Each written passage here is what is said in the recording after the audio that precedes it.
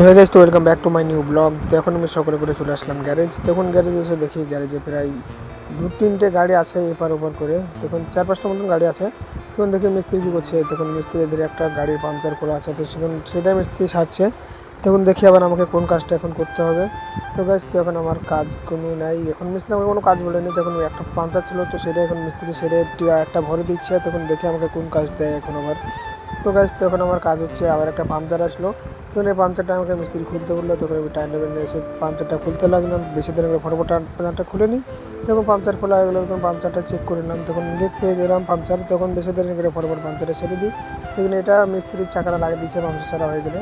তখন এই চাকাটা হচ্ছে এই যে টেম্পো গাড়ি দেখতে পাচ্ছ, তো এখানে টেম্পো গাড়ির চাকা, এটা কোনো এমনি লাদেন গাড়ির চাকা নাই। তো এখন চলো বেশি দিনের করে ফটোফট পাংচারটা সেরে তারপর টায়ারটাকে আবার ভরে দিই, অনেক কাজ আছে। তখন পাংচার সারা হয়ে গেল, তখন টায়ারটাকে বেশি দিনের করে ফটোফট ভরে দিই।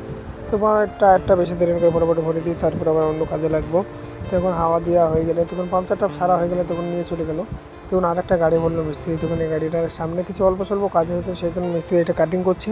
তখন মিস্ত্রি এটা কাটিং করছে আর আমাকে দেখে আবার কোন কাজটা বলে। তখন 2-3টে গাড়ি এখন চলে গেল, মানে তাদের কাজ ছিল না, সেই জন্য দাঁড়িয়েছিল অন্য লোকের সাথে। তখন তারা চলে গেলো, দেখি কাজ আছে এখন। তখন মিস্ত্রি এই গাড়ির কাজটা ওপরে ইটা হয়ে গেলে, তখন নিচের টাঙ্কি আছে, তো টাঙ্কিটা এখন ঝাল করছে। তখন মিস্ত্রি টাঙ্কি ঝাল করছে আর আমি এখন দাঁড়িয়ে আছি, কারণ এখন আমার কোনো কাজ দেয়নি মিস্ত্রি এখনও পর্যন্ত। আমি এই দাঁড়িয়ে আছি পাংচার সারার পরে, আর আমার কোনো কাজ নেই এখন, সেই জন্য দাঁড়িয়ে আছে। তো এখানে ধান ঝরানোর মেশিন আছে কিছু। তো এটা হয়ে গেল, কাজ কমপ্লিট। তো এখন আবার আরেকটা লাদেন ছিল উপরে গাড়ি, কিন্তু সেই গাড়িটা আমি বললাম। তখন এই গাড়িটার কী কাজ আছে দেখি। তো গাড়িটা বের করে দিলাম। তখন গাড়িটার হাইড্রোলিকটা খুলতে বলছে মিস্ত্রি, আর ধরে ধান ঝরানোর মেশিন মনে মিস্ত্রি ফিট করতে লাগলো, আর আমাকে হাইড্রোলিকটা খুলতে বললো। চলো বেশি দেরি করে ফটাফট হাইড্রোলিকটা খুলতে লাগি। তখন হাইড্রোলিক খোলা হয়ে গেল। তখন হাইড্রোলিকটা খুলে দেখি এটা স্প্রিং কাটা আছে, তখন স্প্রিংগুলো চেঞ্জ করতে হবে। তখন স্প্রিং মিস্ত্রি চেঞ্জ করবে, কারণ এটা ঝাল করতে হবে, ঝাল আমি পারে না।